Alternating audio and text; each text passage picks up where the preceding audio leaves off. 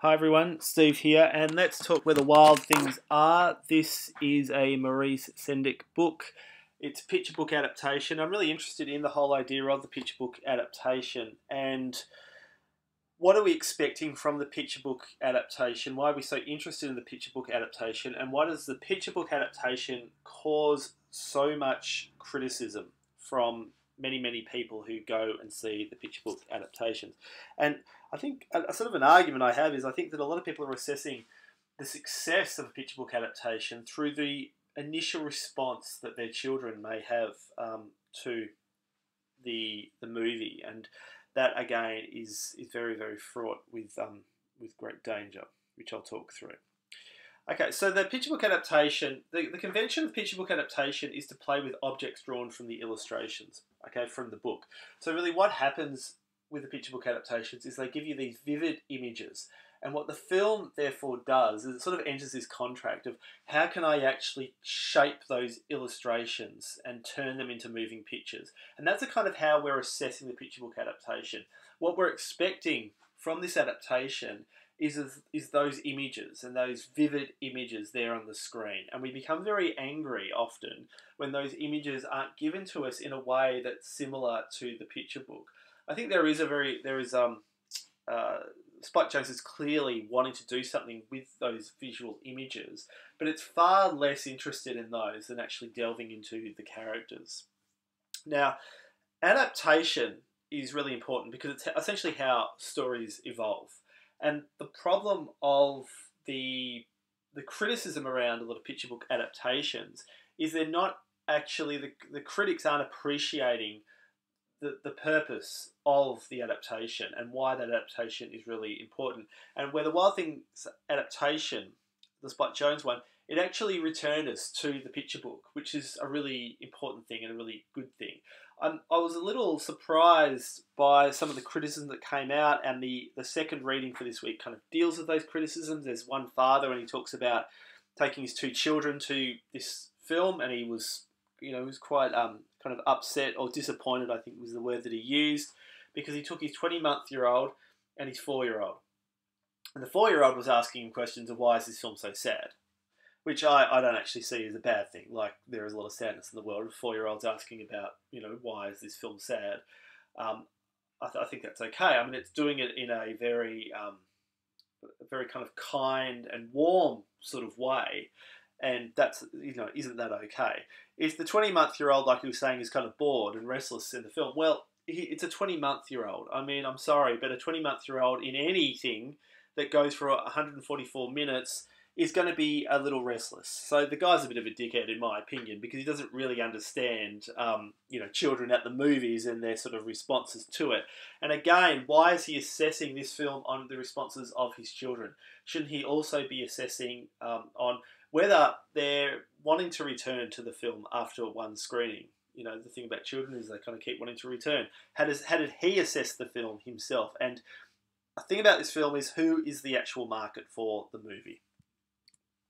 Okay, so there is a sense of colonisation, which is this very much a Spike Jonze film. But the thing is, a lot of people sort of talk about it as revision, and I also think it is a revision, but revision seeks to alter the meaning and spirit of the film. But what I would argue is that Spike Jonze is trying to find an understanding of this film. Of the book, I apologise. He's trying to get the book, but he's trying to bring himself to the book. Spike Jonze was sort of talking about that he was a very lonely child growing up. He felt very isolated. He was bullied, all of those things. And what's actually going on here is that Spike Jonze is trying to bring himself to the book. He's trying to understand the book, right? So when we're kind of talking about the need for adaptations and that it helps stories grow, that's what Spike Jonze is trying to do. He's not trying to tell the story that Maurice Sendak would have told. He's telling the story through the point of view of Spike Jonze, and I think that's really important. So he's kind of playing around with the idea of revision through the idea of colonisation, right? What you've also got to think about is what is the theme of this adaptation and what's the theme of the book, and I think they're both about loneliness, and that's really important. Also, as a Spike Jonze film and as Colonization, if you think of adaptation, his film adaptation, being John Malkovich, they're about parallel universes, right? So there's reality and then there's that other reality, right? There's kind of two kind of parallel realities going on, and this film very much has that going on also. It's a celebration. Now, both tell the story from the third person, but they see the world through Max's point of view, and that's what you've got both going on. And it's Spike Jonze saying he wants to respect the picture book, he wants to understand the picture book, and there are certain things he doesn't want to change about the picture book, right? And that is very much his admiration and his affection for the picture book. Both also have Max as a very angry young boy, certainly over the lack of power he has in his own life. And that's essentially, the complaint that most children have, that they don't have enough agency, they don't have enough power in their own lives. And again, the visual look is very similar to the picture book, which is Spike Jonze wanting to bring those great illustrations into moving pictures. Again, the basic plot remains the same, similar to Rear Window, where it starts with Max playing and ends with Max back in his bedroom. That's again Spike Jonze not wanting to actually change the structure of it, even though he does sort of add scenes and things like that. The basic plot points remain the same, and that's also very important. And again, something else that we could compare to Rear Window. Now, it's an expansion, right? Of course, it's an expansion because the picture book is 10 sentences. It's 138 words. Right, so unless you're going to make it a 5-minute movie, it's going to be expanded. There's going to be things added on. The film goes for 144 minutes, which again, 144 minutes for anyone who knows anything about children's movies, right? Most of them don't go for 144 minutes. Most of them go between say 70 minutes and about 85, 90 minutes. Right? So just the length itself is saying that this film isn't really for children. It's actually perhaps for adults who read the book as children, right? And I think that's very different to, say, a lot of other children's films like, say, Shrek or something like that. The question is, what do critics really want from this adaptation? If it's 10 sentences, the book, unless it's going to be a 5-minute film, there's going to be great changes to the book in the adaptation. Characters are going to be fleshed out. Stories are going to be fleshed out. What you've got here is a backstory given. So think about how that's different to, say, Rear Window. Rear Window, you don't actually have the backstory inserted in. What you actually have is the backstory comes out through, Jeff's apartment and the pictures in Jeff's apartment and things like that. There's also a darker kind of sense to the backstory. There's a darker relationship with his mother. We never see the mother in the children's book, of course.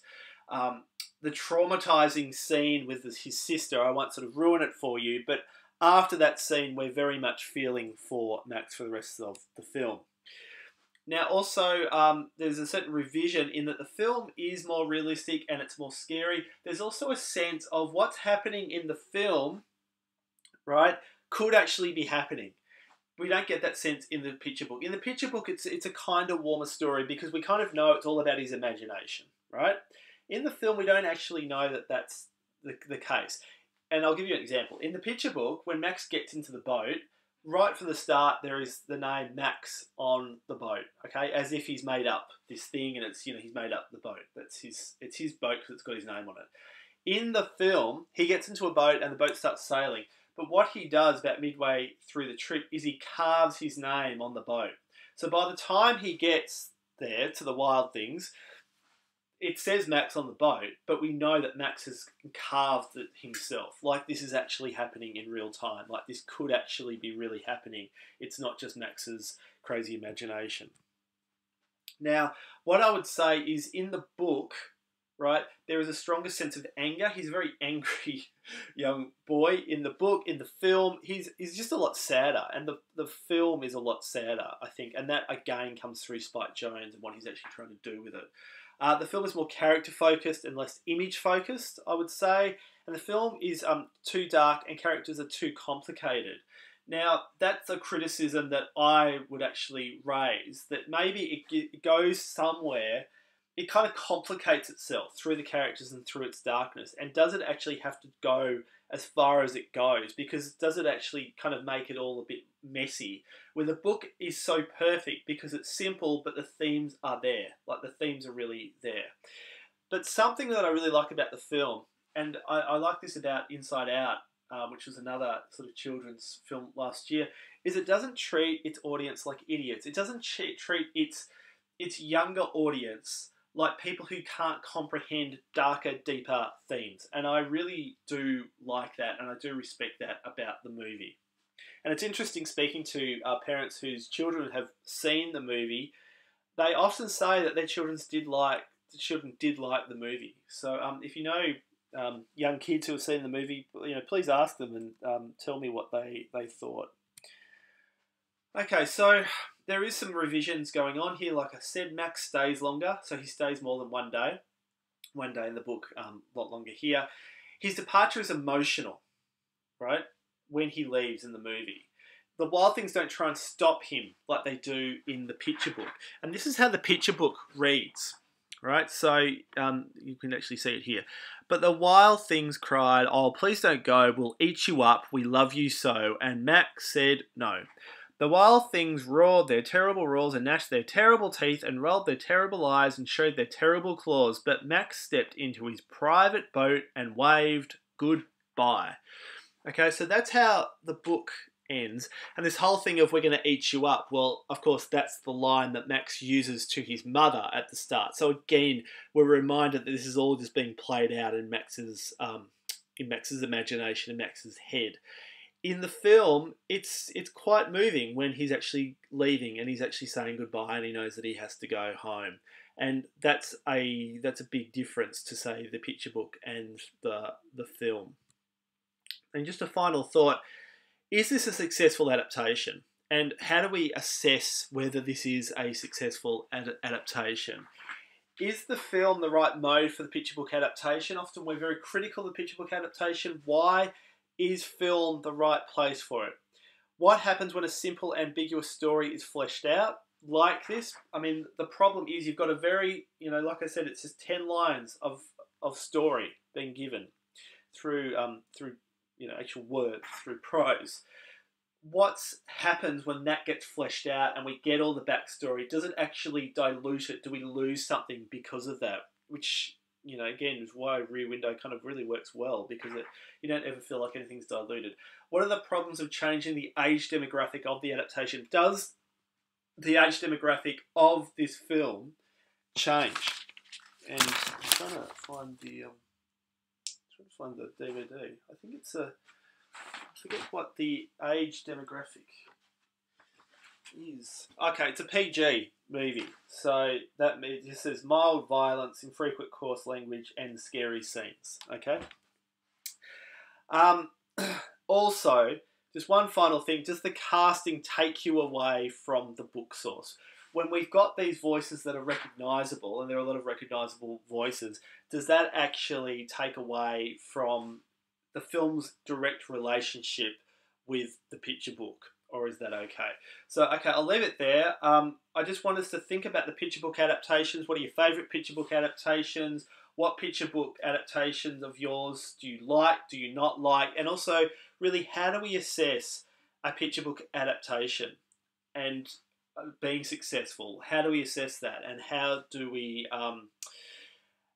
find ways of understanding actually what's going on in the final film as opposed to the picture book? And again, is turning a picture book into moving pictures even the right mode for such a work?